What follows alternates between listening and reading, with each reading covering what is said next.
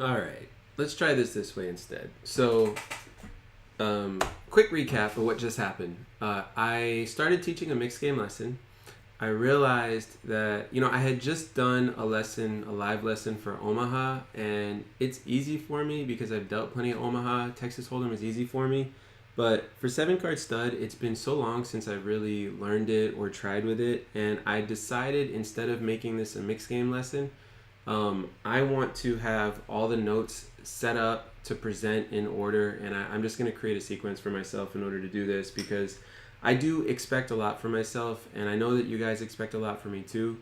The way that lesson had gone, look, it was informative, it was good, but it was not up to the standard that I hold myself to. So what I'm going to do is I moved it to Thursday. Now on Thursday at 12 o'clock noon, I will do a live lesson on 7 card stud, stud high-low, Raz, and stud high-low regular. So stud high-low 8 or better and stud high-low regular. Because for the World Series of Poker, they have a site that, let me show you guys this. This one right here, WSOPdealersandstaff.com. This is a freely available site that anybody can access. And I get asked all the time, like, how do you learn all the rest of these games that you need in order to deal the World Series? Well, I don't have any affiliation with them at all. I don't even know if they actually make this site.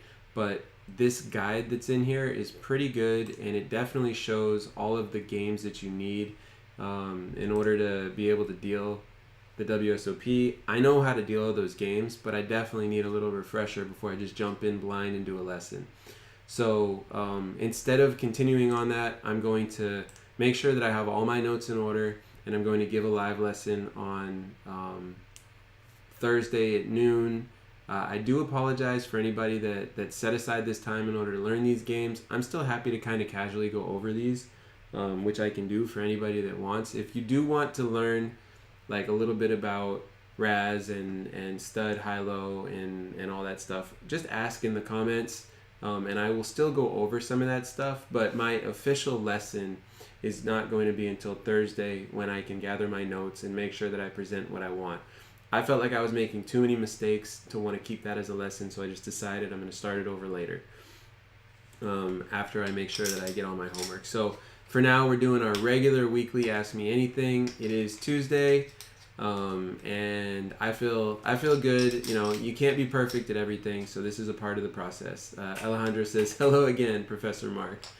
And you corrected it from MARK to MARC. Very much appreciated.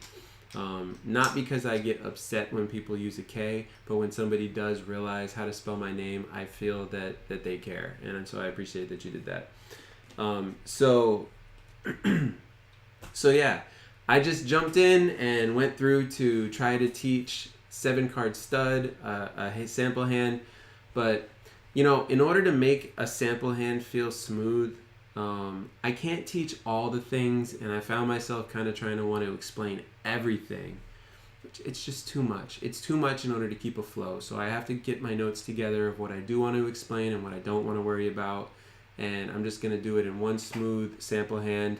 Moving forward, that'll be Thursday. By the way, I have about 11 lessons lined up on my calendar that are all shown on YouTube. For anybody that wants to be a part of these live lessons, I'm going to be prepared for these better than today. I can't guarantee that this won't happen again, but I don't think it will. And I'm teaching many different games here. Let me pull this up actually. I'm going over I think August 17th is when I'll be done with all the games that you need in order to be able to pass a WSOP audition. I'm going to be teaching every single one of those. I have no affiliation with the WSOP. The way that I found out this information is by going to their public site, WSOPdealersandstaff.com. I'm not even 100% sure that they put that out, but it has very good information that I do know is reliable. And it says right here on their sheet for dealer auditions, it says the games that you need to know. So the way that the WSOP dealer auditions work, here, let me actually share this on my screen because I can do that. Let's go like this. I'm going to share this exact doc. Where is it? Here it is. All right. And then we say okay, and then we go like this, and now you guys can see it. And I will move my big fat stupid head out of the way. Excellent. All right, big fat stupid head gone. So here we go.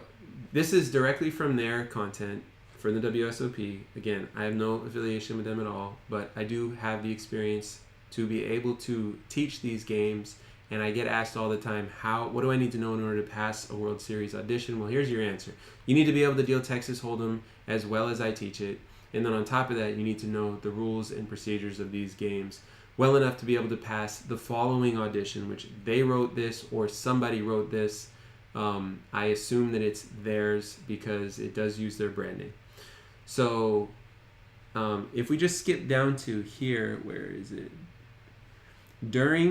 Toward the bottom, during the game knowledge session, the candidate will be required to deal no limit hold'em, followed by a flop game, one hand, a 7-card stud game, one hand, and a mixed game, one hand.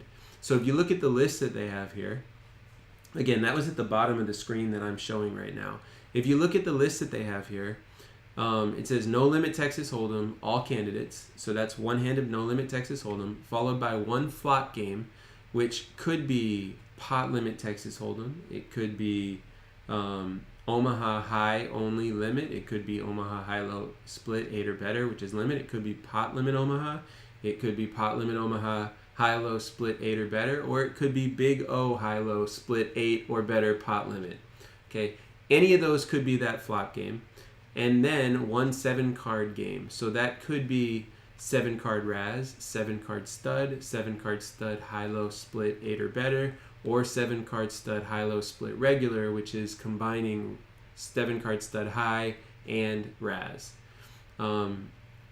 It could be any of those games for the 7-card game, and then one mixed game. A mixed game could be Badoogie, Badusi, Badacy, deuce to 7 triple draw low ball, limit and pot limit, deuce to 7 draw low ball, no limit, ace to 5 triple draw low ball, limit, 5-card draw high, single draw, no limit. It could be any of those games, right? So those, you're going to have to deal one of each of those.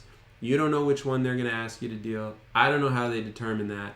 But the only way to know for sure that you're going to pass that audition is if you go there knowing all the games on this list. And look, if you actually get the job there and you're working there and they realize you don't know these games, you're not going to get stuck having to deal this tournament.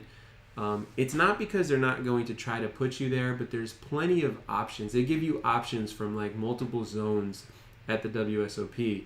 And they also try to put their best dealers that are most qualified to deal certain things in those situations as well. So again, and then you can see at the bottom here, let me scroll down here. It says total audition or audition total score. Each section of the dealer audition has a range of values. The sum of each section totaled will determine the final audition total score. Total scores above 80% will process with HR to complete the hiring process. All dealers who process with HR will return for dealer orientation at the end of May. Now, this was previous to 2020 with COVID. Prior to the start of WSOP, allow approximately 5 hours to audition and complete processing with HR on the day of your audition. For locals with a schedule conflict, a return date to complete processing will be allowed. So I'm just reading what it says here, but let's see. So the audition score, the reason that they do it that way is they are auditioning so many people. They're auditioning so many people that they need a system that prevents them from being sued or criticized for favoritism or discrimination or anything like that. I don't know that you get sued for favoritism, but you know what I mean. And so if they have a scoring system that is based on performance, that allows them to have a simple way to defend against any type of a lawsuit. It's a very smart method that they use. They're very experienced with it from what I understand. And that scoring system means you have to get 80% in order to process with HR. Okay. Now, do they have the ability to interview you and ask certain questions and stuff like that to see if it makes sense to have you there? Absolutely. But with the WSOP, it's a bit unique because, realistically, somebody who's able to deal this variety of games efficiently and proficiently, it's going to be unlikely that they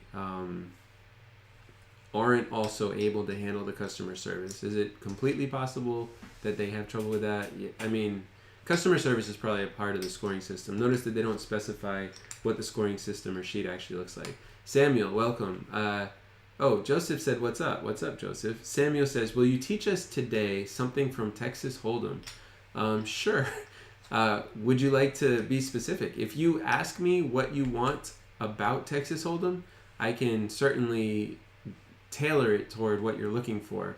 If you ask me something that takes 2 hours, well, maybe I have trouble with that. But sure, ask me something about Texas Hold'em. I'm happy to teach something from there. And let's see. So here's the sheet, and you guys see everything that's on here. And I'm gonna go back to this, and I'm gonna take that away. So, I'm going to be teaching all those games in free live lessons. I tried to do it today to start out the stud one. I realized I wasn't prepared. I'm willing to say that's my bad. I messed up. If you did schedule time for yourself to be available during this lesson, and now I've moved it to Thursday at noon. If you're not available Thursday at noon, that's on me. Please let me know. I do want you to have that content, but I'm happy to teach something from Texas Hold'em, but I've taught the entire course on Texas Hold'em from start to finish. So if there's something specific that you want me to do a demo of today, let me know, and chances are I'll be able to do it depending on what you ask. But I guess I could choose something random from Texas Hold'em. Let's see. I have videos, I have content on just about everything that you can imagine from Texas Hold'em. Raven says, yo, TPD, how you doing, man? I might be lurking a bit.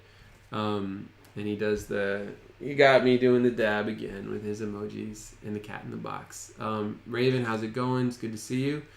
And you can lurk all day. That's totally fine.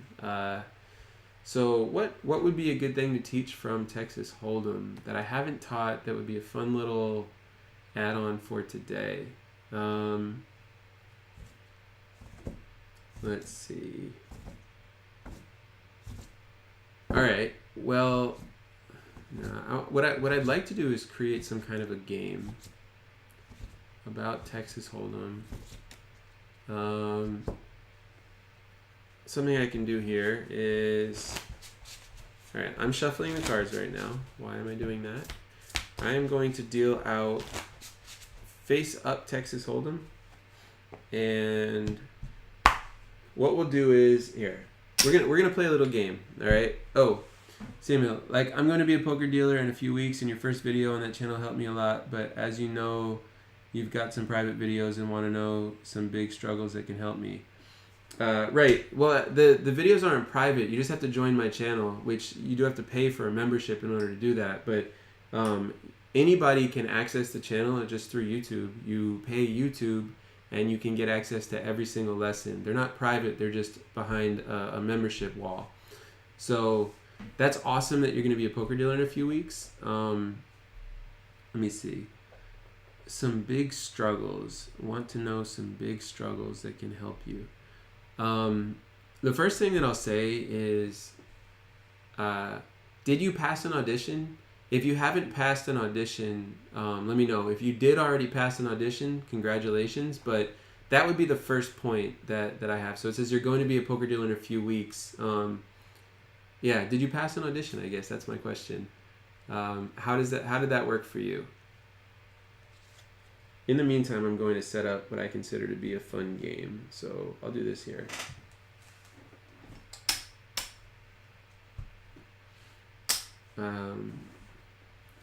But yeah, Samuel, you asked me to teach you something about Texas Hold'em that can help you. Yeah, are you going to be in a casino? What country are you working in? What state do you work in if you're in the U.S.? And if you start giving me that context, then I can come up with some stuff that should probably help you.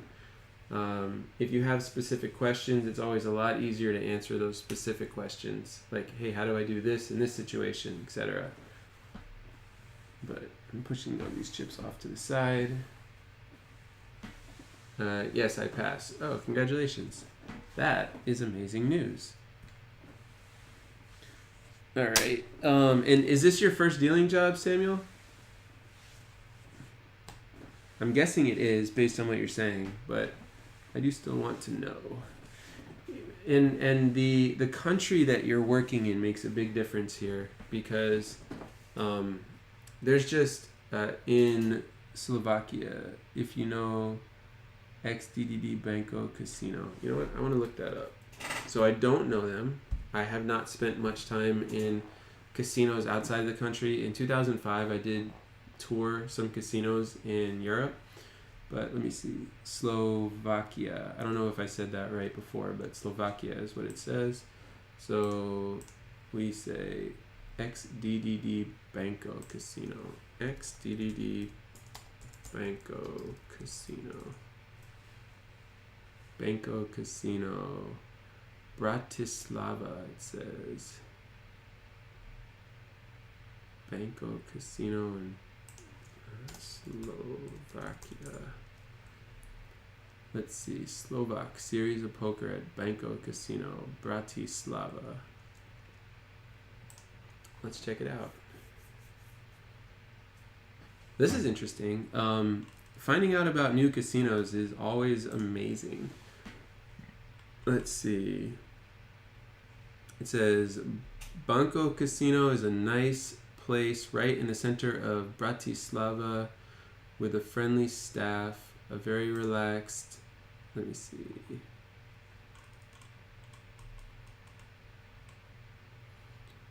A very relaxed and comfortable atmosphere. They help their players with booking accommodations for table games. Pretty cool. Poker tournaments, poker cash game, Texas Hold'em in Omaha. It's €2 for a beer at a cash game. That's a pretty good price. Let's see.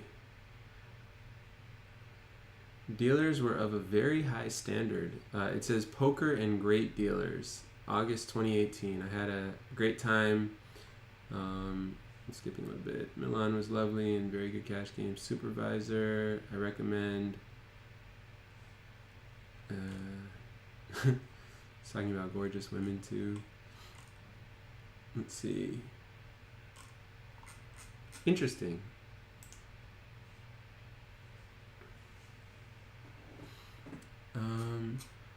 All right. Well, all right. First of all, look, absolutely congratulations on getting this job. Let me see. In Slovakia, if you know, situations that can happen in the game and can slow me down. Oh, XDD is just smiling. And yeah, first job as a dealer. All right. So let's see. So I do want to qualify what I'm about to say. All right. Culture plays a major part in the experience between the dealer and the players. The culture in the United States is very loose, and the people that play poker in the United States basically feel like they can do whatever they want. In other countries, the culture is very different from that, and I don't have any idea what it's like where you are. So a lot of the stuff that I consider to be tricky when you're starting out the game may or may not apply depending on what the people are like in that region of the world. So, like, are people well behaved? Are they respectful? Do the laws of the government protect employees? Like, I don't know any of that stuff in the country that you're talking about. But all that stuff aside, speaking in terms of the technical game, all right, thing number one to help you as you start, okay? Unless for some specific reason your poker room management is telling you to do otherwise, okay? If they tell you to do something, you absolutely do it. Unless they're telling you to do otherwise, do not worry about speed, okay? Now, when I say do not worry about it, if you're going unbelievably slow and you can go a little bit faster, of course, pay attention to that.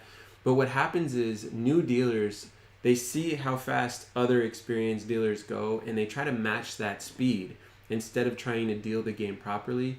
And when the focus is to match that speed, that's when errors just start absolutely pouring out of the dealer. Okay? So, as a dealer, going into a new situation, do not try to go too fast. Okay? Why? Speed will come. How does that happen? Well, basically, when you start dealing, you get to a new situation and a new table. I just had somebody who learned how to deal partly through True Poker Dealer, not completely, but partly through True Poker Dealer. They sent me a message last night. They said the first 2 days were rough. They finished the third day. Actually, you know what? I want to read the message word for word here because it was a really help. It's almost exactly what you're asking about. All right. So the message says, I'm not going to reveal who this is, and there's nothing in here that's embarrassing, but the message says, third day today. Now they deal in the United States. They said third day today. First 2 days were a bit rough, but I'm settled in now. Okay, so that's what happens. And then they said, but I'm settled in now. I can't believe I get paid to do this. I dealt 3 high hand jackpots today. Quad 10s with a 7, aces full of kings, aces full of queens, hoping that this place doesn't get closed down due to COVID because it's awesome. Looking forward to reviewing tournament series and keeping an eye out for any new content you put out. I super appreciate that somebody that joined the channel would say all that. And they sent me a private message in Facebook. They got my Facebook contact because they were originally in my Facebook group that I've discontinued. But the people that were in that have access to me, as it turns out. But what can we learn from that? The first thing that we can learn is the first few days of this job are rough. If you're worried about speed, your focus is in the wrong place. Okay? When you get to a new environment and there's all of this stuff that you have to remember to do perfectly all at once, you can only focus on getting one thing right at a time. And when you memorize a new thing and you bring it into yourself, it's just like driving, right? The very first time you try to drive a car, you have to, if you think about all the stuff you do automatically, like your brain will explode. You have to know how to get in the car. You have to know what the door handle does, right? You open the door handle. You have to know how far the car door will open.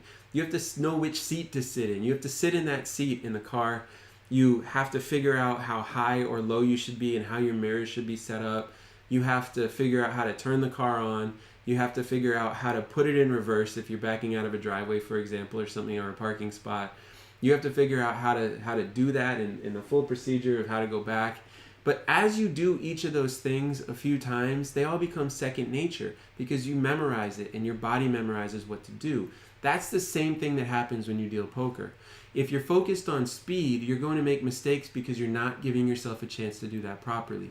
If you were to get in that car for the very first time when you're actually driving really on the road and you were to try to go too fast and get out on the road too fast, you would make mistakes and you would probably get in an accident. So when you're dealing, okay, my point is allow your body and your mind to start to memorize these things and make them automatic for you. Give yourself a chance to do that. It takes a couple of months for all these things. When you start out, it's the more basic things, and then as you go, there are some things that only happen a few times throughout the day. All right? Start focusing on just staying locked into what you're doing and doing it well. Speed will come.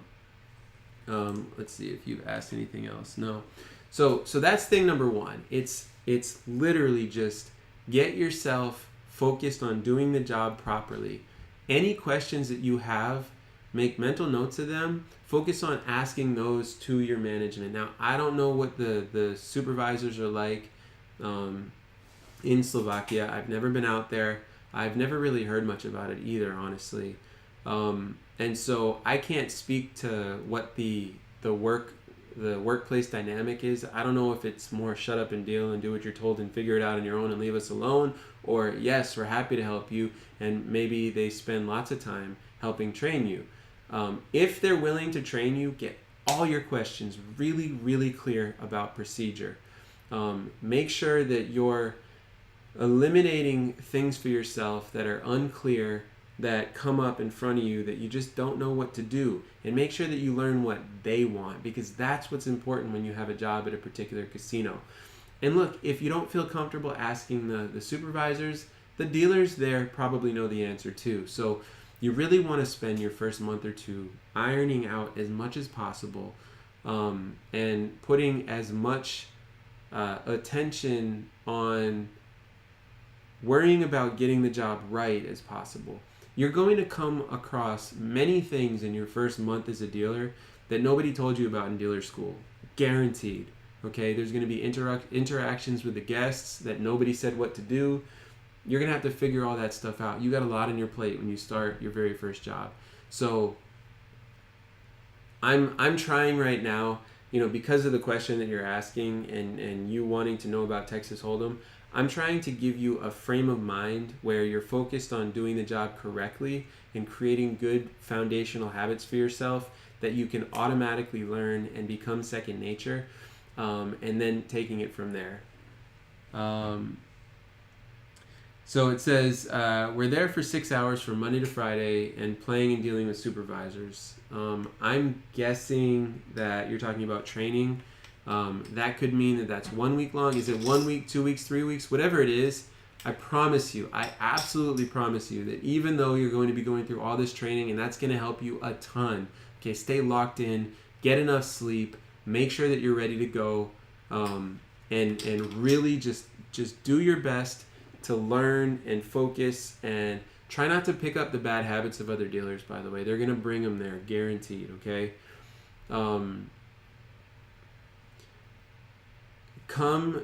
When you go through that training of 6 hours with playing and dealing with supervisors, and you go through that training for 5 days, or it sounds like it's 1 week. When you go through all that stuff, make sure that you are, if you see a dealer doing something that you've never heard about doing, don't just assume that it's right. That's what I'm trying to say. Make sure that you understand. Now, you don't want to be a pain in the butt to them. You don't need to call them out and say, hey, I don't know if you're doing that right. Don't be that guy, okay? But take mental notes and try to figure out whether or not your casino actually wants you to do that stuff. It's really valuable that they're willing to do that that training that you just described, by the way. A lot of places do stuff like that, but some places they'll do like 1 day and then just kind of throw you in there. So getting a total of what you just described as Monday to Friday, 6 hours, 30 hours of time, that's going to take care of most of the things. What would probably be best for you is when you're there and you're going through this training, bring some questions back to me. You can come during my live lessons that I'll have, because I'm going to be doing a lot of lives over the next month. Come bring those questions back to me, and we can discuss what they do and what I think about it. And at the end of the day, I'm always going to say that your supervisors are right, because I don't know what that was. Because your supervisors are telling you how to do the job at your casino, so they know the answer to that. I mean, occasionally they're going to say something that other supervisors or managers disagree with, but you do what you're told, and that's all you can do. For what it's worth, everybody, I have worked many places where someone will go to a supervisor and ask them a question about what to do. The supervisor gives them an answer, and then another supervisor comes up to them later and says, why are you doing that? Okay, so I don't want to pretend like that doesn't happen. But what I do want you to know is the thing that I say is not necessarily better than the thing that they say.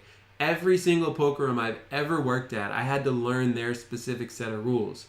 So it's just different everywhere. Samuel says the worst thing is to calculate side pots and do everything right. I can do a quick little side pot lesson. There's no problem with that. Gustavo, hey, what's going on, Gustavo? He's a member of the True Poker Dealer channel. It says, hey, Mark, what's up? Wondering what would be like in Miami to play poker. Can you tell a bit about the poker scene there? All right, so here's what I'm going to do. First, I'm going to answer Gustavo, talk about a little bit about the Miami scene. Then I'm going to show you some side pot stuff, and we'll go over the cherry picking method versus the how to calculate this stuff correctly in each case. So I have been terrified, Gustavo, to answer your question. I have been terrified to go play poker in South Florida. As of yesterday, let me see what the actual number is here. How many cases were there? Florida just has so many new cases. It's like partially crazy, right? I'm seeing what the main site that I go to says. It looks like yesterday in Florida there were 10,300 new cases. So recently it was like 1 to 2,000 a day. All of a sudden now it's up in the 10,000 number per day of new cases in Florida alone. So the Miami poker scene is like, it's awkward. It's uncomfortable. Everybody that I've talked to that says that they play poker, for the most part, says that they have a mixed feeling about even being there. I did go to the biggest poker room in South Florida, the Hard Rock in Hollywood. I walked in there not because I was going to go play poker, but I was curious what it looked like in there. I was there about 4 days ago. Now, first of all, I want to give them credit.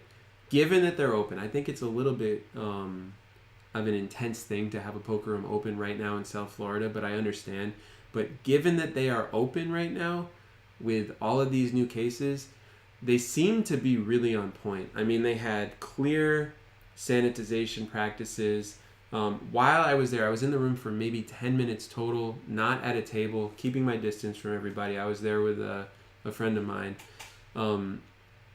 They had a table that had actually been sent away from the table, and while I was there, I noticed that they were sanitizing everything on a table that had live chips in a cash game. And while I was there, they called the entire table back and said that sanitization was complete and you can return the table. I think it was 9, something like that.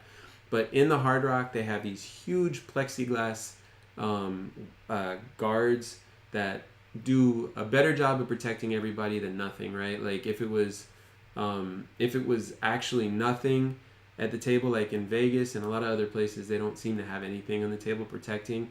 I can't say for sure that these things make that big of a difference, but I like that they're trying. It makes it feel more comfortable. But listen, when I walked into the Hard Rock poker room and I saw all these tables with these huge, monstrous plexiglass arrangements where they were seating 7 players per table, and each one had a zone that was blocked off by plexiglass from everyone else.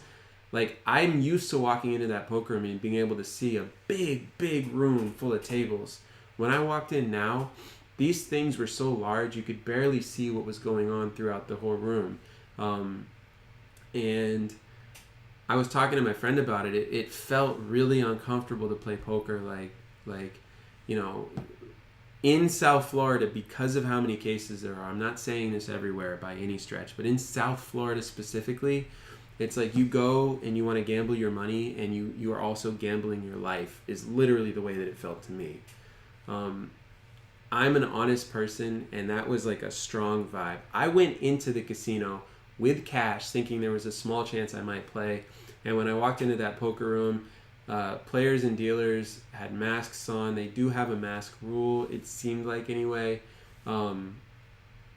Like they had gloves and they had sanitization zones and all this stuff. It just felt really intense, to the point where I don't even know how to talk myself into playing as a poker player in Miami. And so for those that don't know, the Hard Rock in Hollywood, Florida is about maybe 20 minutes from Fort Lauderdale, maybe 25 minutes from Miami. It's like right in there. It's very conveniently located in South Florida, and there were still a lot of people at the casino. Most of the people were wearing masks. It was definitely less than normal, but there was a lot going on there. So, and part of the reason I went with my friend, like I still had comp dollars, so I got a free meal at the Hard Rock Cafe. The staff there was amazing. The waitress that I had and the management and all that stuff, they were really, really on point. I mean, when it was time for a soda refill, they got a paper cup, filled it with soda, brought the paper cup full of soda, and refilled my friend's Coca-Cola. It was just like all these little details they seemed to be pretty well practiced. Also, the people that were working there seemed really happy all across the board. You know, now I do live with somebody who's a poker dealer at a Seminole property at a different location, and the way that it's worked for that particular dealer, she has received calls from the casino saying, "Hey, we're doing a round of bringing people back in. Do you want to come back right now?" So she didn't want to at the time, and she asked the question like, "Is it okay if I pass? Will I still have a job?" They say, "Yeah, you're just gonna have to wait until the next wave of people that come back." So I do imagine that if they're doing that at all these casinos, or even some of these casinos, the employees are going to be happier because they're the ones that are choosing to come back. In her case, she still seems to be able to get unemployment. It's this weird loophole right now. But yeah, it's intense. There's no other way to say it. This is a virus that is killing people, and being around people is the way to catch it. Being indoors is the way to catch it. When I walked into the casino at the Hard Rock, and this is a requirement from what I understand for all casinos, they had a temperature gun that was like aimed. So when you walk into the entrance, there's no other way to go. You have to go past this zone. They force you to go and get your temperature read. And they have the gun that's just like pointing right at you. So when I walked in, they said, "Okay, you're good." Before I even like knew that they had taken my temperature, I just walked by and they said, "You're good." They said, "He's good." I stopped and I said, "Well, what was my temperature?" She said, "Yours was 98.3, his was 98.8 or something like that."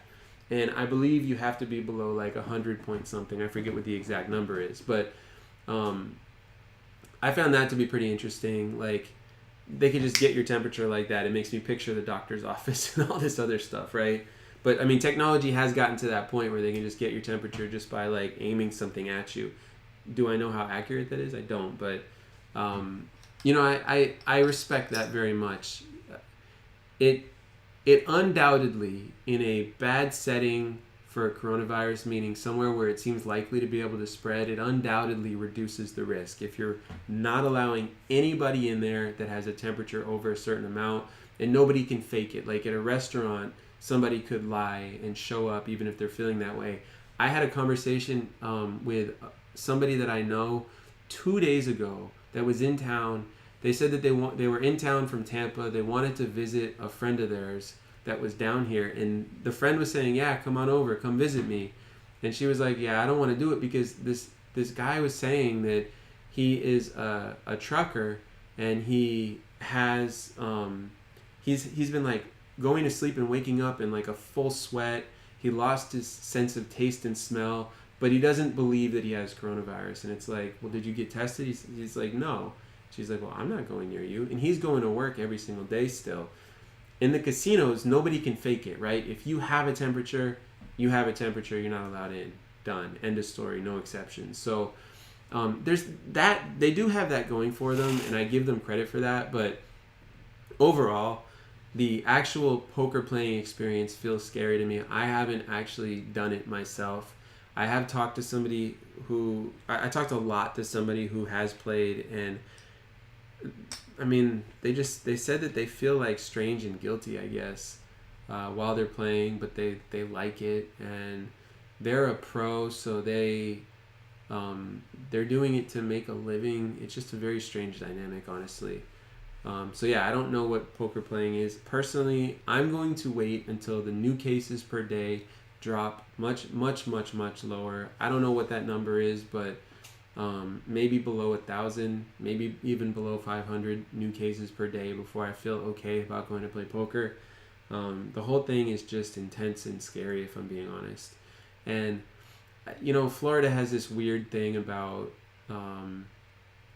I see the politicians, the governor, saying things like, we're not going to shut down yet. Let's see if the cases go down in a week. And it's like, if you're not shutting down and people are outside and interacting with each other, I mean, how is it going to change? It doesn't seem like it's going to. Maybe it would change if everybody gets it, and it's the type of thing where if you get it once, you can't get it again. But we don't even know if that's true. Like, I have many people that I know at this point that have gotten coronavirus, and it's scary. That's something else I want to say too. And they're all younger. And so I'm not saying that their symptoms have been crazy, but it doesn't sound pleasant. So yeah, South Florida is, I imagine it's very much like California and Texas and some of these other states with large numbers every day. And I mean, India seems to be blowing up too right now, which is scary because India is supposed to be really good at handling this type of stuff, and it's just, it spreads that easily, is the interpretation that I have on it. I mean, from what I remember reading, India is the country that like actually eliminated polio. Do I know for sure that I'm right about that? No, but I did read it. So yeah, South Florida, you're asking what it's like to play poker. I mean, everybody is sitting. So from what I've been described by the people who run the Hard Rock, you go to a table, you're allowed one seat change per day, okay? You as a player are allowed one seat change or table change per day because they don't want to have to follow you around and sanitize. Every single time a player leaves, the entire table gets completely the entire seating area gets completely sanitized by somebody that works there. And because of that, they don't want players changing tables or changing seats. If you want to get up from the table, you can get up from the table. I don't think you get as long away from the table as you used to because it's shorthanded. But I can't confirm that. That's just what I heard at one place. There is no more chopping allowed. So normally, if it folds around to the blinds, they're allowed to chop, take their money back, and move on to the next hand. Not allowed anymore, from what I understand, in shorthanded poker games. So the blinds have to play. I don't know if there's rake reductions allowed. I heard that there's not. But I personally would be surprised if that were completely true still. Because what happens, I hear a lot of this stuff the first day or two that the poker rooms open back up, and then they adjust to what's needed as the players respond. And as I picture it, I'm just like, a rake reduction makes sense still. If you're seven-handed and they're sitting there, they're four-handed, they say, I don't want to play. If you could get that extra $1 while you're waiting per hand, you might as well do it. But, maybe they don't want to do that. So I do hear that from the dealers that work in South Florida, they're dealing less tables than they're used to, so the money's not quite as good. Sometimes, other times it's the same. Dealing shorthanded, you do get more hands out, so it balances out a little bit. The dealers also say, though, that there are plenty of times when the table gets short and players want to just wait. And so even if you're at your table and you're dealing, sometimes you're not getting hands out. But, all in all, they made it sound like the money is still decent. And they can still cover what they need to cover and pay for their lives and all that stuff. I did not verify if there were any promotions. I also want to mention that I read from someone that deals at a pari-mutuel property. They have horse racing and dog racing in South Florida. I don't know if the racing's going on, but those properties have been given gaming licenses, and they do spread poker. Those are run by the state. Somebody that works at a state-run poker room recently put on social media, I mean, it's a friend of mine, I didn't ask anything about it, but they put on social media that their room was closed. So they had gone back to work, and now they're closed again. It's this strange back and forth thing. So long story short, it's not the same. And while the cases are spreading as much as they are, it feels like a good time to put the brakes on. I actually, because I have a following on True Poker Dealer, I want to do one of these poker vlogs where I go and I play just like somebody like Brad Owen. I mean, I've got a lot of people that watch this. I would enjoy doing that.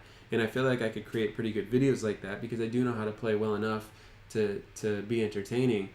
And so I brought myself everything I needed in order to set that up, and I still couldn't make myself do it. But anyway, so that's a little snapshot of the poker scene. So right now what I'll do is what I promised Samuel. I'm going to do how to calculate side pots. Now look, in my lesson, if you want to join my channel, you can get much more info on how to do this. I do full demos where I break down side pots into I have 9 players go all in like 3 different hands. I have 9 players going all in like 3 different hands in my side pots and multi-way all-ins video, okay? Right now what I'm going to do is just kind of give you the basics. You've already got the job. Congratulations on that, Samuel. I'm going to teach you a little bit in terms of this. So we'll just do this right here, all right? I want people to have different amounts. And I'll give some $1 chips with this. These are all ones.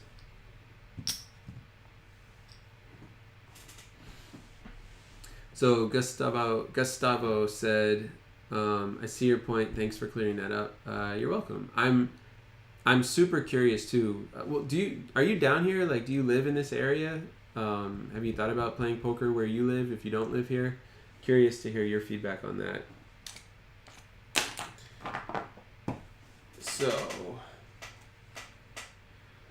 all right, what we'll do here is we'll say, let's say these 1, 2, let's see, 3, and 4. These 4 players go all in.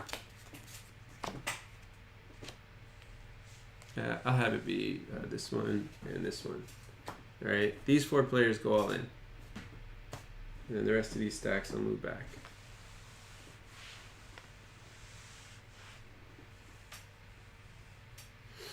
All right, and we'll say that we'll take $5 from everybody and say that this is all the pre-flop money. All right, so here's your pot, and we'll make some change with it. And because it's already all these players all in, we're gonna take a jackpot and a rake. Okay. One of the most difficult things to remember, Samuel, I don't know how it works in your poker room with a rake. Maybe you pay per hour, maybe you pay per hand, whatever it is. I find that dealers have a very tough time remembering to take a rake when the hand blows up and there's like all these all-ins. Gustavo said, I'm in Germany, only in a few casinos you can play poker at the moment. Yeah, totally. And Germany, from what I understand, has been doing a pretty good job about COVID, all things considered, but it's still really hard to manage. But listen, it blows me away that we have poker rooms that are open with as many cases in South Florida every day as we have, but this is how our government works. I wish that it was different. So here we go, right? I've got my jackpot, my rake. Very hard to remember that. When you have players going all in and all this stuff happening, you can sometimes forget. That's why I say every time before you push a pot, every time, check that rake spot. In my state, it is still not possible to play poker in a casino. Totally. So the first thing that we do is we count down the shortest stack, okay? So here we've got 47, all right? So let's see. I'm going to make 2 different examples. In this particular example, I'm going to do what's called cherry picking, where I don't do the math and I just bring the pots in and I create them. And so in this case, we're going to take 47. So you would actually want to do it like this. So here, look. I just broke down the chips like this. It's a shortcut, okay? Surveillance can't tell how much that is. They have no way to tell in a lot of cases. Nowadays, the surveillance coverage might be a little bit better, but it's still better. This, they know exactly how much it is, okay? So here we've got, so if you break it down like that first, and then you take 47, take 47 here.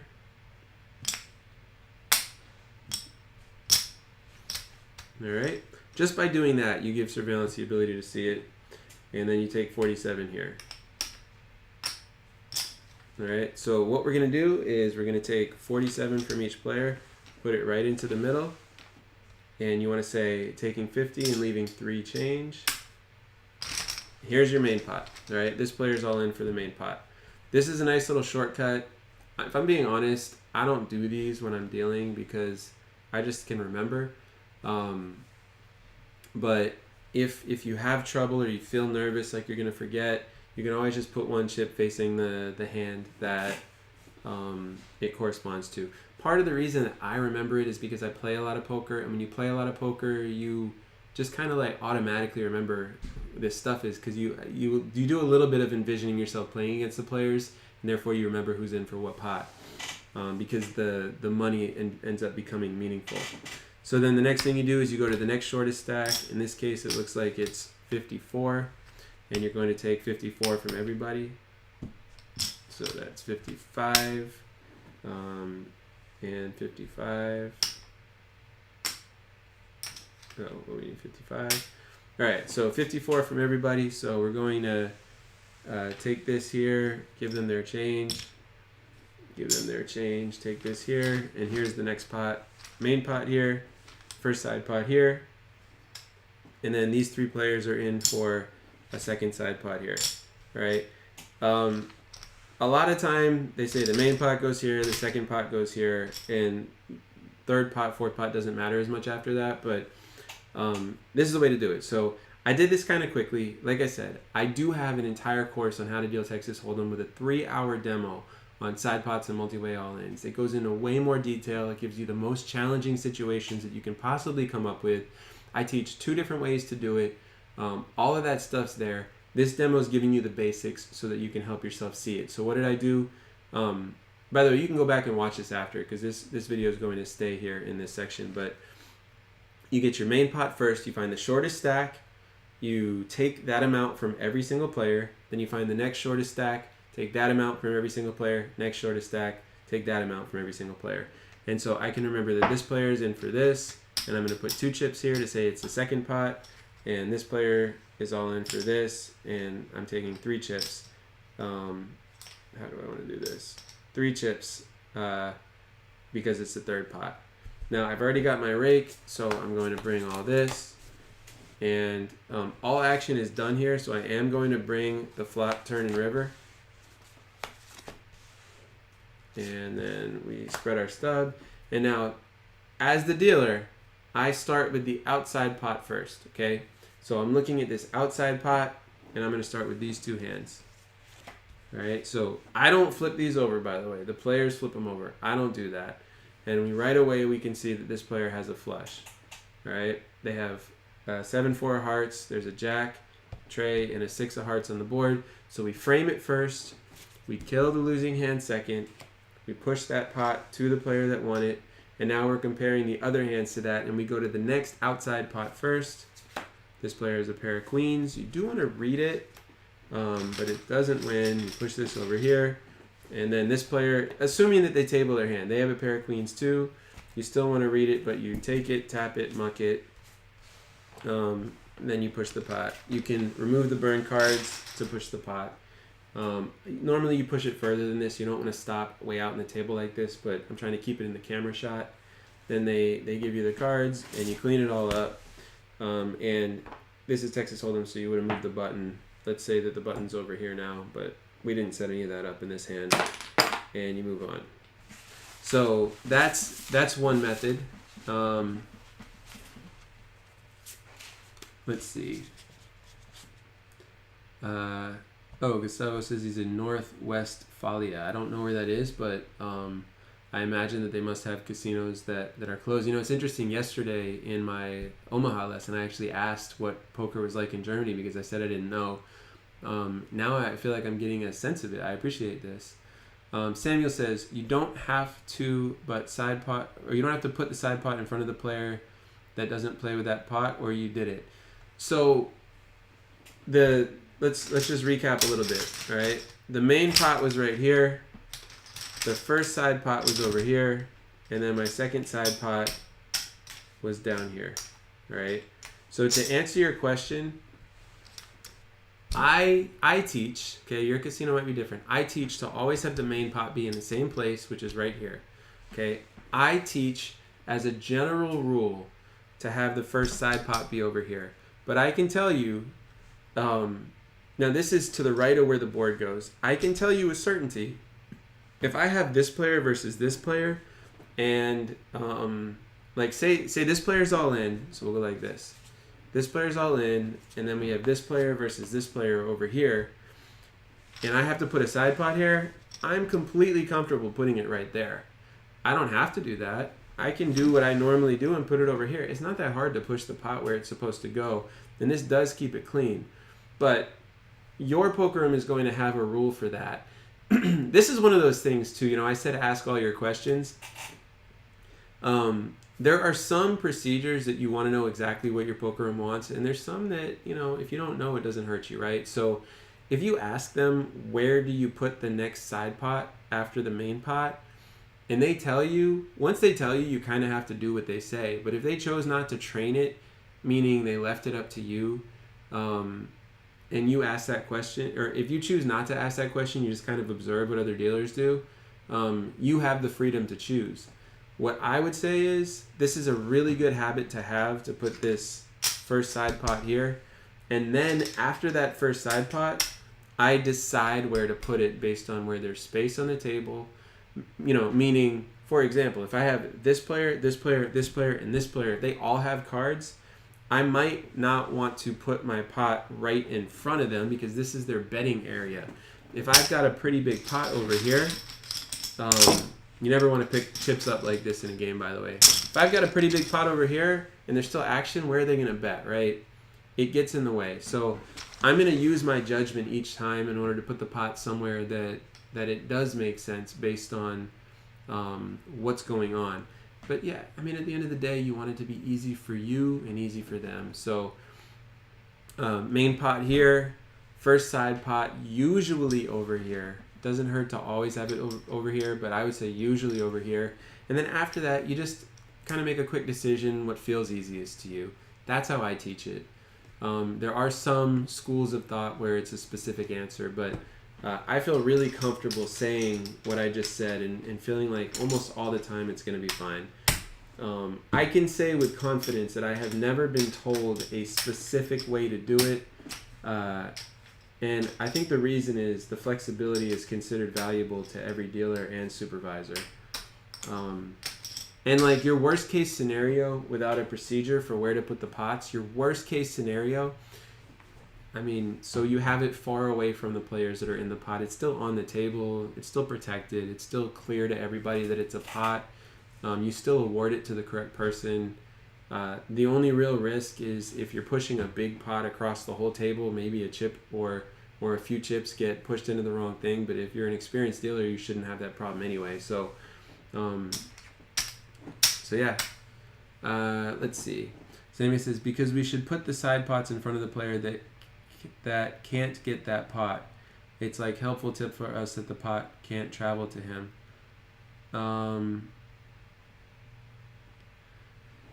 So the comment that you said is to put the pots in front of the player that can't get that pot. It's a helpful tip that the pot can't travel to him. I think it makes more sense to have the pot be close to the players that are eligible for it, as opposed to far away from them. But again, my general rule of thumb: you have so much room on a table generally. It doesn't always feel like it, but believe it or not, you do. You have so much room on the table. You can put a side pot right. The first side pot can always go right here, and you can have no trouble pushing it to the correct player. So I find it easier just to put your first side pot here, and then every once in a while I'll put it outside here. Like I was going to teach 7-card stud today. I'm doing that on Thursday instead. But one of the things that they say in high-low games, when you're heads up at the end of the 7-card stud high-low game, if you have two players betting, you actually don't bring those chips into the pot because of the chances of having to split it. You just leave those chips right in front of the players. It's the same thing with a side pot. It's completely reasonable when you've got a main pot and a side pot. If you have, let's say that you've got a player here and another player right here.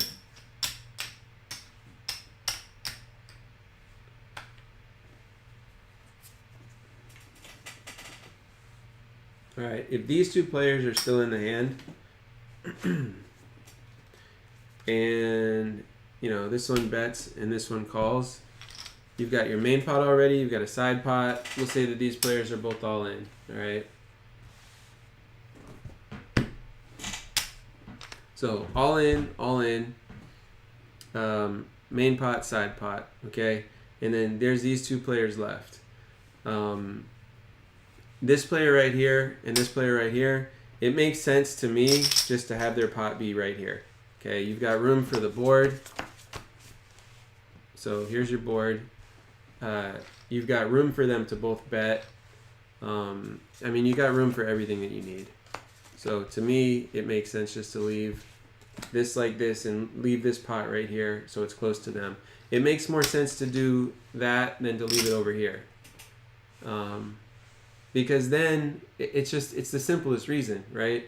I don't want to have to push. You have to take care of the outside pot first, right? So when you're dealing, you want to work from the outside in. So this has to go over to this player here. You don't want to push this pot all the way around everything to get to whoever wins at the showdown. You'd rather have it right here and just push it right to that player. It's kind of just based on that. Jennifer says the same thing that Samuel's saying. The poker room I worked at had us place the first side pot in front of the player who could not win the pot. That's along the lines of what Samuel was suggesting. Look, I've heard of that logic before, okay? But I'll ask you why. It makes things more complicated and harder. It probably does protect what Raven's saying. Maybe they don't want them dipping into the pot before the hand is done. They also don't want them betting into the pot.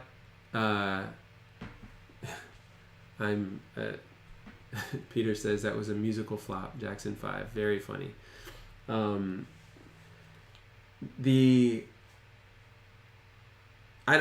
me say this, okay? I've heard of that. I don't get it. So I'm sure that there's a reason for it, but it's certainly not universal in poker. Putting the first side pot away from the player that's eligible for it, or in front of a player that's not eligible for it, to me is a shortcut, most likely, just like having a chip going toward the player that it is eligible for it. And to me, it's a shortcut that is not necessary. It doesn't really make a difference. But that said, I don't want to speculate on why that is said when I haven't heard the explanation. I've just heard it and I haven't really worried about it. Let's put it that way. Raven says, "I see what you did there, Peter." Yes. But Jennifer, for what it's worth, I appreciate you bringing that up. This is the place for that. So that gives me the ability to actually find out why that is. And I can do that. That's something that I can certainly do. But I've been around poker for a very, very long time, and I can promise that main pot here, first side pot here is very common, and nobody's really paying attention in the rooms that I've worked at anyway to keeping the pot away from or putting the pot in front of the player that's not eligible for it. I think that that's probably just a shortcut to remember, and there's other ways to do that, is the way that I see it, that don't slow the game down when you're trying to push that first outside pot, because there's logic to that side too. But Samuel, I will say this, you're kind of the one that's asking this question. If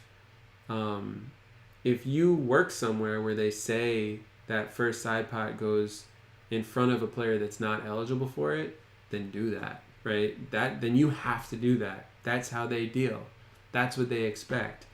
And there is something to be said for, when I talk about dealing procedure, my explanation is that whatever comes up is totally there's all these different ways to deal, okay? So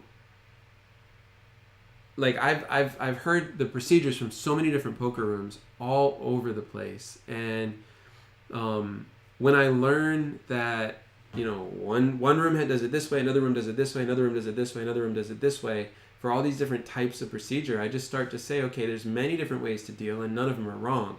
That being said, when you work at a property, the value of everyone at that casino dealing the same and consistently is very high. It's very valuable if the players can come in and get used to the way that the dealers deal at that casino. So if the first side pot is always in front of a player who is not eligible for it, at that one casino, it becomes very valuable for you to do that, because in addition to it being that little shortcut, it's also something that the players have learned, and then it's less confusing to everybody there. So even though it might not matter at a different poker room, whether or not they choose to do it that way, if it becomes a consistent thing in one poker room, it's really valuable to stay consistent, because everybody, just like a supervisor that comes to the table, they just look at a side pot and they know for sure, even if they're right or wrong, they're like, oh, so this player's not eligible for this. And if the dealer says, oh, no, they are, I just put it there,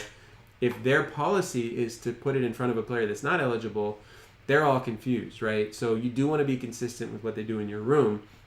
Consistency of dealing poker becomes a very good reason to deal a certain way. So like in Jennifer's room, if everybody does that, that's the biggest reason that I would support saying do that, because there's tons of value to your poker room if you deal consistently with how everybody else deals. And Jennifer, to that point, says, they didn't give us a reason, LOL, but if we did it wrong, we were pulled from the schedule for training. Absolutely. It's funny. That is the line of thinking in a lot of poker rooms. They don't want to explain themselves, right? I totally understand it, and in a lot of cases, I have done that myself as a supervisor and shift manager. I mean, it like I said, their reason can just be all dealers being consistent, and at the end of the day, they need to choose one way to deal so that everybody can deal that one way, whether it makes sense or not, right? It's way better to have everybody putting the flop in the same place, to everybody have the pots in the same place, to everybody have the burn cards. When I helped open a room in 2009 in South Florida, like, we had to train every single dealer that we hired all at once. And we had to basically choose. There were so many different things that came up. We just had to choose what we want to do in our room. And when we trained all the dealers, we told them, this is what we do. Okay? We kept the muck on the right side of the table, not on the left side, because at our poker room, the right side was where there was room for it. On the left side, the decision makers put, I think it might have been a Bravo panel or something like that, where the muck would normally go according to like the WSOP, so everybody kept the muck on the right. In that poker room, it makes sense to do what everybody's doing, because then everybody just gets used to it. But when we first started, we only said the main pot goes here. That was what we wanted to be consistent. We didn't talk about the side pots at all. Let's see. We have a comment from somebody that says, hi, Mark. Hi. I heard TDA recently. I try to get poker TDA certified. How do you think about the TDA? Is it useful? So when you say certified, I know that the TDA offers for a person to, I forget what the terminology of certified means, but let me see.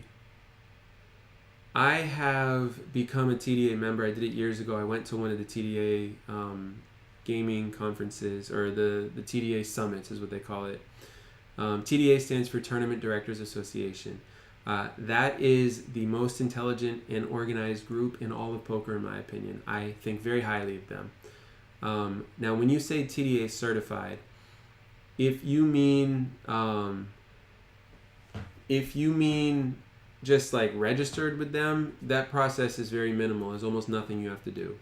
They don't give you a test or anything like that to be in the TDA and to be a part of it. If you're saying certified, it's possible that you mean passing some kind of an exam in order to be that. I don't know what they do with that, so I'm not sure that that's what you're asking, but let me say this. Anything with a TDA is 2 thumbs up for me. I think very highly of them. They put unbelievable amounts of energy and thought. They're very respectful. The people that lead this thing, they're very respectful. I have nothing but positive things to say about the entire TDA, and anything that you do with them is going to help you. So absolutely. Big yes to whatever it is that you want to do with the TDA. That being said, if it's just the registration process, I don't think it does a whole lot, but if you're learning from anybody within the TDA, you're learning the right stuff in poker, guaranteed. So huge. I am a huge supporter of them. I'm not affiliated with them in any way, but I am a huge supporter of them. Judah says, how do you run a double board bomb pot? That's a good question. So Samuel, I'm not sure if you're still there watching, but I told you I was going to teach you a couple of quick little tricks for side pots and multi-way all-ins, and I want to finish that and honor what I was trying to teach. So what I'm going to do is set this up here where we're going to have this. And then after that, I'm going to answer the double board bomb pot. Raven says it almost does make sense, though, to put the side pot in front of a player who is out of the hand, though, too. Let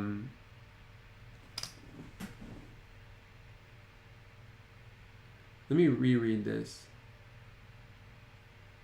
So, Raven, you're saying it makes sense to put the side pot in front of a player who is out of the hand.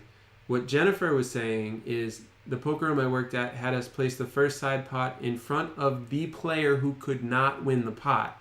So that's a player who is in the hand, and they're already all in and they can't win it. So if I'm being honest, Raven, I'm not sure what you're actually trying to say. Are you talking about putting it in front of a player that's not in the hand? That's something that I do. I put my side pots where there's not going to be a lot of betting. And you're saying also there would be less cards in the way of the pot potentially. Yeah, like I said, I put my pot in front of... I find a zone in the table that's not really being used that much, but I also want it to be protected. So yes, I agree with what you're saying, Raven. But at the same time, there's plenty of room in the table, honestly. It's not that hard to put your first side pot on this side of the table. If your main pot's on this side, you can put your first side pot on this side. So it's totally reasonable. So yeah, we have a super chat come in.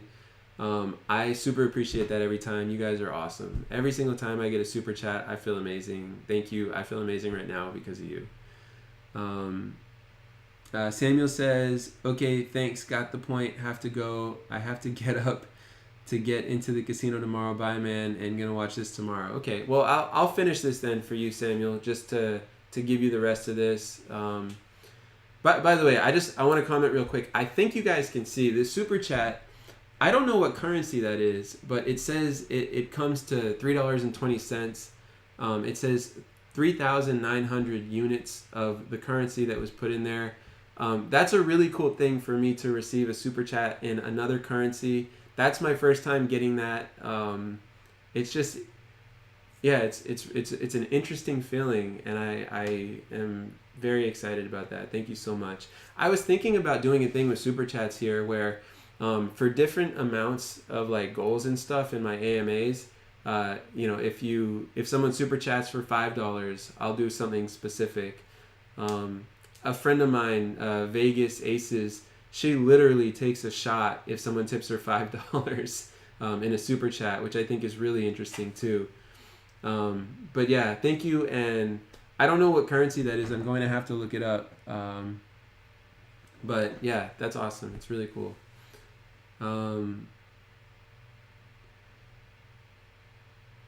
Yeah, just someone who's not going to win it is what Raven said to respond to that.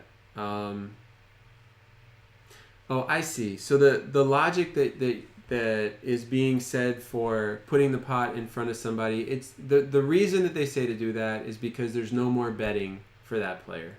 That's the simplest logic that I can think of. The thing that I'll say is that's overkill in my book. I do get it, but I mean, if you put the pot here, you're not getting it in the way of anything.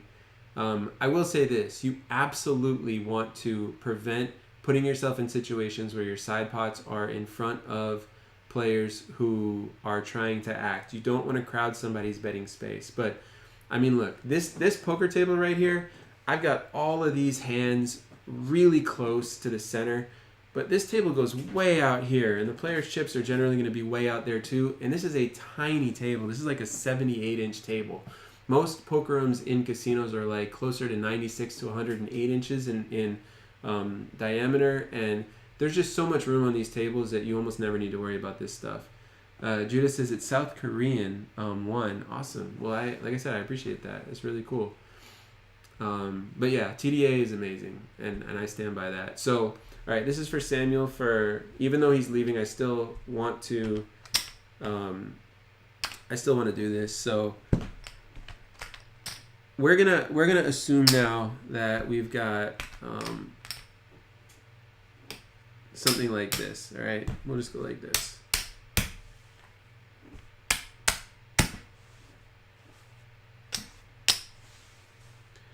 So let's say that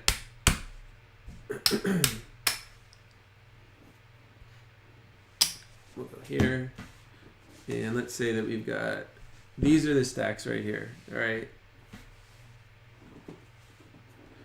And we've got these players that went all in, all right? In this case right here, instead of cherry picking the amounts, what I'm gonna do is I'm gonna start with the smallest stack again. So we've got 80 here. And I'm actually going to break all these down. 90, 100, and I'm going to take 100 here because they need to call the same amount. And I'm just going to do the math here, all right? So instead of, bringing all these bets in and figuring it out, I'm going to say, all right, I've got 320 in the main, but I'm going to make that last because it's just easiest to do that last. So I've got, the difference between 90 and 100 is 10, so I'm taking 20 as my outside pot. Then I'm taking 30 as my next pot, and then the rest is going to the main. So I'm just going to take it off this stack. So 20 on my outside pot, 30 to my inside pot, and then the next just goes in here. All right? And so I talked my game, and I did the math, and that is way more efficient than anything else basically here. So, and I'm going to count this just so you guys can see. It was 80 over here. It's going to be 80 times 4, just so that everybody can see how simple this can be. Auditioners especially love when you do the math, when you can do the math instead of just cherry picking and bringing everything in. So, look, we're doing this. That's 100, 200, 320, right? Much easier than actually bringing all these amounts in and being left with some very small side pots, right? So I did just want to show that too. And you wouldn't actually count this pot, you would just bring it in here and you would know that you were right. But the point is, when it's simpler, just do the math and talk your game. So, all right, Judah. Let's see. How do you run a double board bomb pot? So this is a really fun question. I have never in my career dealt or supervised one of these, but I have watched Brad Owen's poker vlogs. He does a pretty good job in his poker vlogs of being interesting and watchable. I don't know him at all. I've never run into him in my life, but I like his content a lot. And I feel like people want more and more of it. I do see myself wanting to do some poker vlogs like that as well. It's relatively simple for somebody that has a poker-related YouTube channel like me. But you have to know how to play poker, which I feel like I can do pretty well. So I see myself enjoying doing that at some point. But basically, this is the only time I've actually seen this. So what I'm going to do is, instead of guessing at it, there's only one detail that I don't know, and I'm going to look it up right now. And once I get that answer, I should be able to show you how to run a double board bomb pot with no issue. Let's see.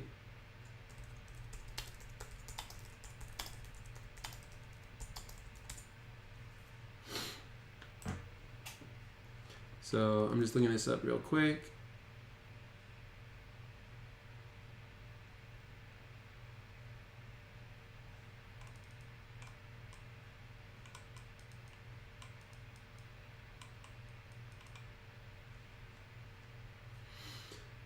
So the thing that I'm looking up is, it seems like in a double board bomb pot, it seems like everybody puts the same amount in before they get their cards, and it seems like the hand starts on the flop. So I'm trying to confirm that because I've never actually worked there.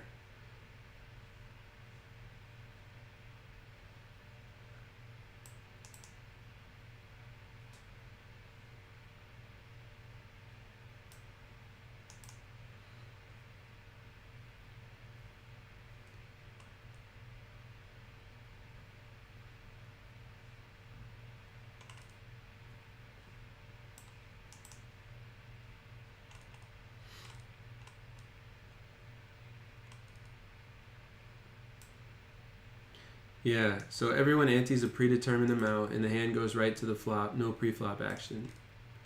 Right. So, and then it just starts under the gun. Yep. All right, so I have confirmed that. Let's see. Luis Garcia, or Luis, if I remember correctly. I love watching Brad Owens' videos and yours, Mark. I appreciate that very much. And yeah, Brad Owens does a great job. He's I don't know if he was the first one to do it, but the whole thing that he does where you can actually see the hole cards that he's actually getting dealt, he does a phenomenal job. Somebody with a channel called Rampage Poker does that too. I find Brad Owens' explanations to be more on point when it comes to poker. There's a few things here or there that, I work directly with a poker pro who's also a poker coach, and I feel like there's a few things that Brad talks through that the poker coach would criticize, but overall, it's clear that he's a winning player, and it's clear why he's a winning player. Rampage is a bit all over the place. They're still fun to watch. But Spiro says, I'm late, but it was a really good day of fishing on Cape Cod today. Oh, I'm from Massachusetts. Maybe we talked about that before. But I'm glad you got to enjoy Cape Cod and fishing. So, all right, a double board bomb pot, based on my knowledge of what I've seen, my knowledge of how poker works, and everything else, it goes like this. So, imagine there being an ante for every single player, all right? So you shuffle the hand like this as the dealer. We'll say that the button's right here. I'm going to put some stacks out that do make sense instead of just a bunch of these types of chips. And we'll just kind of go with it. Let's see. Yeah, I'll put this here. So, I don't know what the amount is. I've watched in 2-5 games, I've watched it be $25 a player. I've also watched it be $10 a player. I'm not really sure what the standard is for that, but whatever the amount is for the double board bomb pot, let's say in a 1-3 game, it's $10 a player. All right, so each player is going to put out $10. There is no pre-flop action, and let's see. All right, so we got 1, 2, 3, 4, 5, 6, 7, 8, 9. We're 10-handed, I guess. Whatever. So all this money comes into the middle by the dealer. You would actually want it to go like this and then like this and just keep it in order. Then you cut, and you're going to just do all of this at once, right? So you pitch out, 2 cards to everybody because it's Texas Hold'em.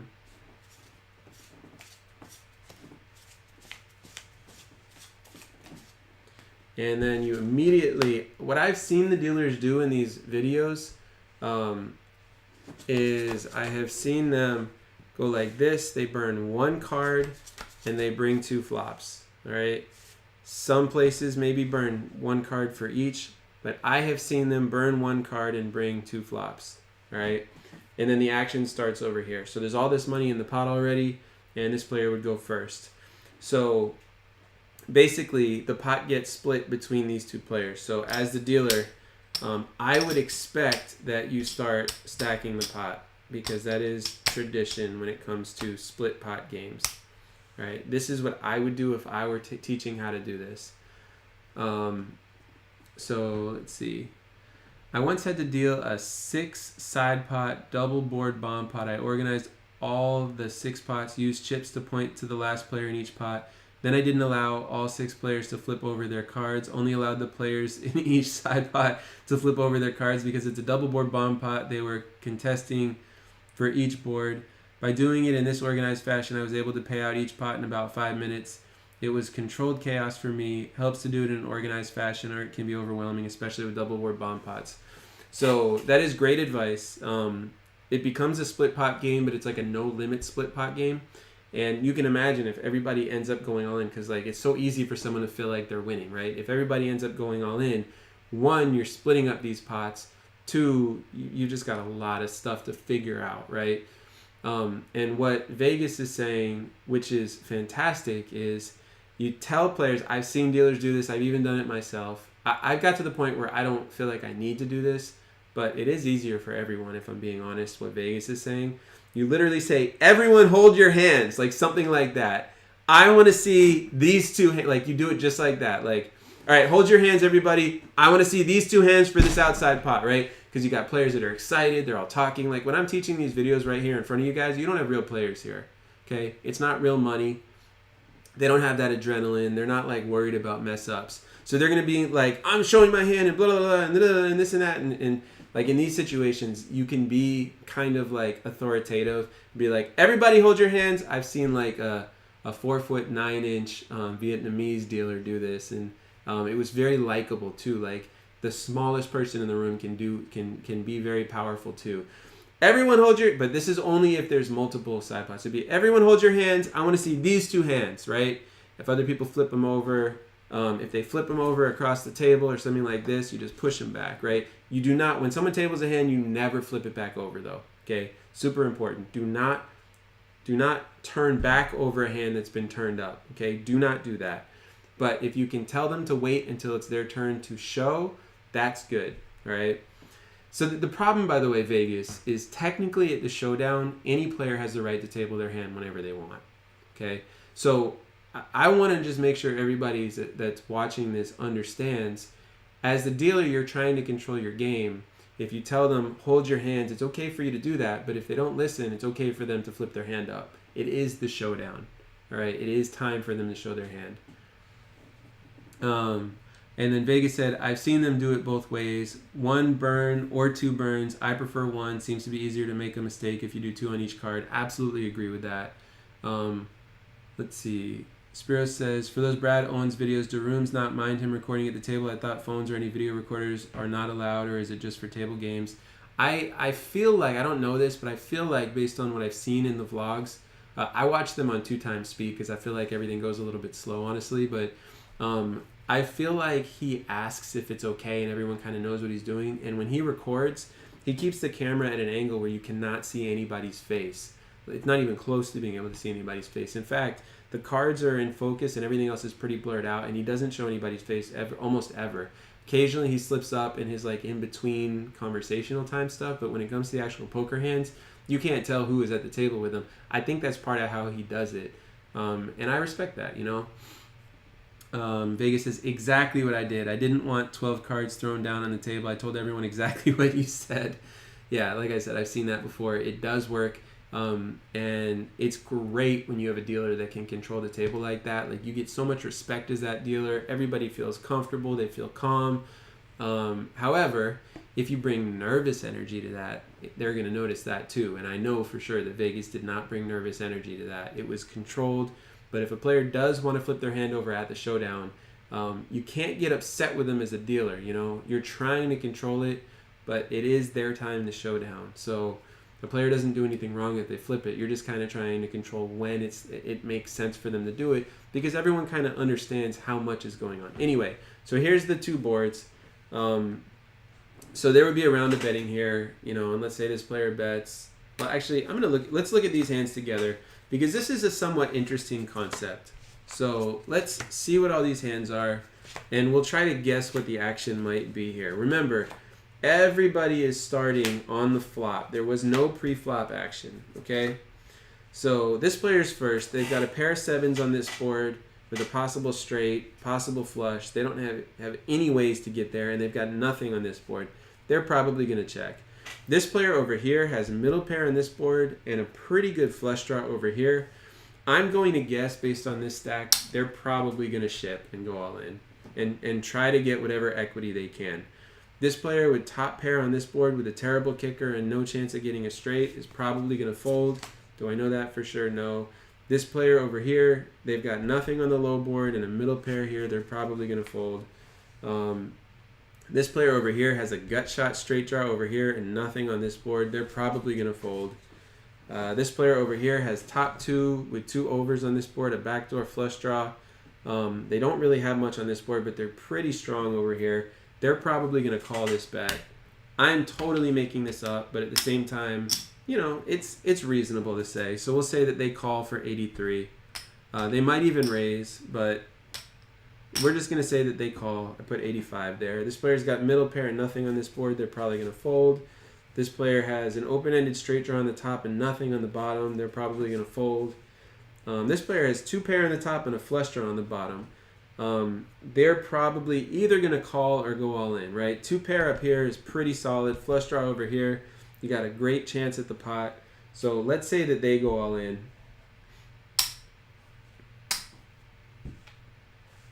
And this player over here, they got an open-ended straight draw here and nothing in the bottom. They're probably going to fold. And this player's got a pair of 7s on top, like we said. They're probably going to fold. So then this player over here is probably going to call. They might not feel great about the call, but it seems like that's what they're going to do. So that's 100. All right, so now as the dealer, and you can see how these bomb pots might blow up with multiple side pots and stuff, right? Like, I just talked through the likely flop action in this particular hand, and you've got 3 players all in naturally, right? And what's going to possibly end up being a split pot. So as the dealer, if you want to make these side pots, you're going to have to take 83 from everybody. So we're going to do that right now. 83. This goes to the main pot. This goes to the main pot. And this is going to be 83 here. That's 85. This goes to the main pot. And then 2 change. Can't forget the 2 change. And we're going to take our rake. Can't forget that. And then we're going to split this like this. We'll just do it like this for now. It's fine. And then over here, we've got 102. And what I'm going to do as a dealer dealing this pot, look, I'm making this up as I go, but I'm leaving these in front of these players. Why? Because I think that that's the easiest way if they end up chopping. So now everybody's all in here, and I'm going to burn a card, bring the first turn, bring the second turn. I'm going to burn a card, bring the river. And now we're on the outside pot first between these 2 players. This player has 2 pair up top. Look, I've never actually seen this in practice myself, but I'm going to assume it follows the general rules of split games and multiple boards. You handle the top board first, the bottom board second. So this player over here has 2 pair, 9s and 7s with a queen up top and a flush on the bottom. That scoops this pot. It beats ace high up top and 2 pair down below. So I'm going to muck this hand, and I'm going to push this whole pot over to the 9-7. And then over here, this player ended up missing their flush up top, so they just have a king high, and down below they have a pair of kings. So this pot is also going to end up going over to this player here, and they just scooped a double board bomb pot. And to me, that's how it goes. Again, I've never actually seen this in a casino, but I feel very confident that the way that I just showed it could easily be the procedure that's used. As Vegas said, and as I believe somebody else might have said, there's not one exact way to do it. I've seen different things. Do I think double board bomb pots are good for the game? I have no idea. I do believe that it increases the stakes of the game. So if you have a 2-5 game and you have occasional double board bomb pots, those particular hands are more intense. I don't know what happens when players get up from the table during a double board bomb pot. I don't know how you get everybody to agree to do one per 30 minutes. I don't know how casinos are handling any of that stuff. I do feel like I'd like to understand that at some point, but there's just so many different possibilities there with that. But I do want to say thank you to everybody. I'm gonna wind down now. I usually don't stay on quite this long. I've enjoyed this session very much. You guys and your questions are fantastic, and your comments and clarifications are fantastic as well. I want to remind everybody that Thursday at 12, I'm going to be doing the mixed game lesson number 1 that I tried to do today and I didn't feel good about, so I'm creating better notes for myself to be able to do that more smoothly. That's Thursday at 12, and I have about 10 or 11 lessons for games outside of Texas Hold'em that I'm going to be doing live on YouTube over the next 3 weeks. Let's see. Vegas says, in our club card game, we play double board bomb pots once every round. Players love it. It's crazy action. Vegas, that's really helpful to know. I super appreciate that. Can you specify what you mean by once every round? Like, my understanding of a double board bomb pot is that the... by the way, any last questions you guys want, just pop them in and I'll get to them, even though I said I'm wrapping up. That's what I mean. It's like, get your last questions in.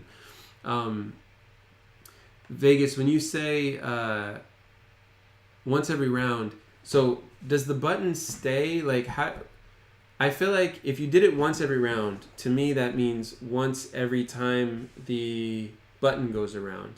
That, to me, a round is one orbit of the button. But then the same player gets position every single double board bomb pot. So is it when a new dealer sits down, the first hand of that session? Like, what do you actually mean there?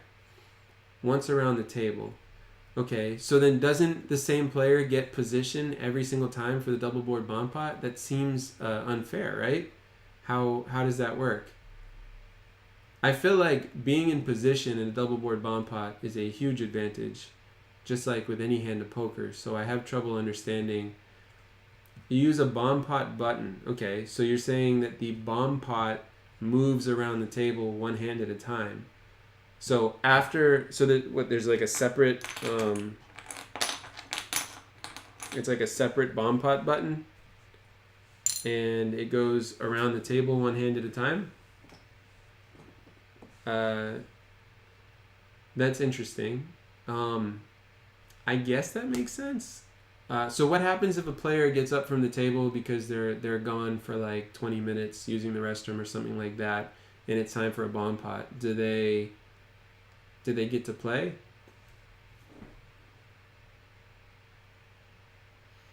So good point. If the 1 seat dealt it, then 2 seat gets it next after it goes around once. Okay.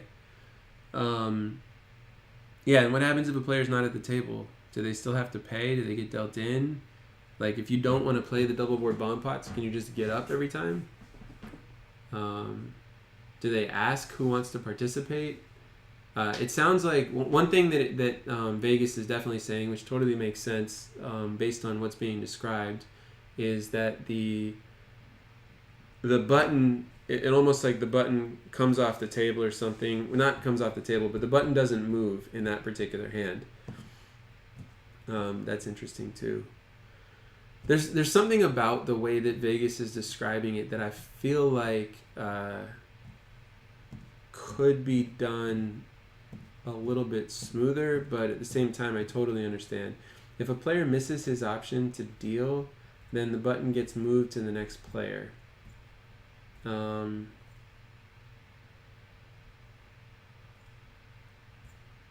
you say deal, I think you mean they're not actually dealing the cards, right? So I think what you mean is be the dealer button for the double board bomb pot. If they miss their chance, it goes to the next player. Does everybody get asked if they want to participate each time? You don't have to deal or play it.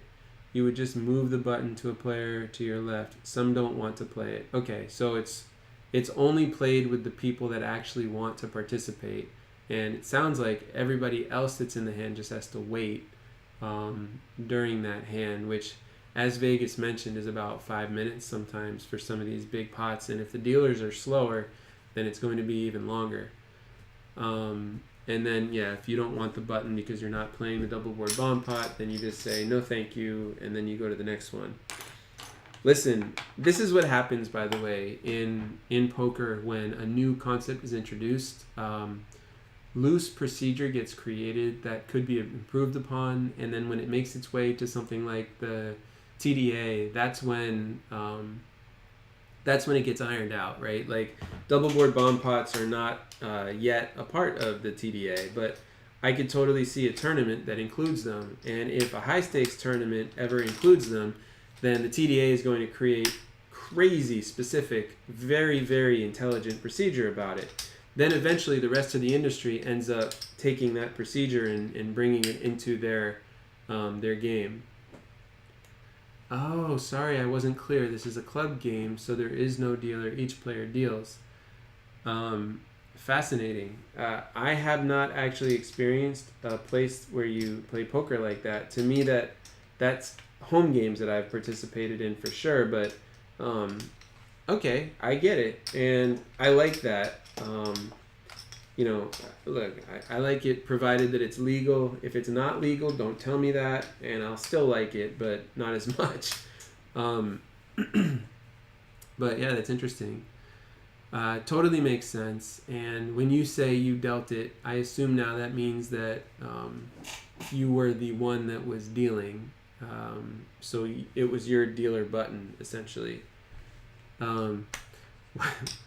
Why doesn't your poker club just get dealers, though? Like, if it's a poker club, you know what I mean? Or when you say poker club, so poker club actually means something in the industry. It's like, a lot of the time, a club setup is what the structure of the state in the United States, for instance, requires in order for people to be able to spread poker. So sometimes poker clubs, they don't take rakes. They just charge a person $10 an hour to be at the property. And or maybe they charge them a monthly membership and then they just play unlimited.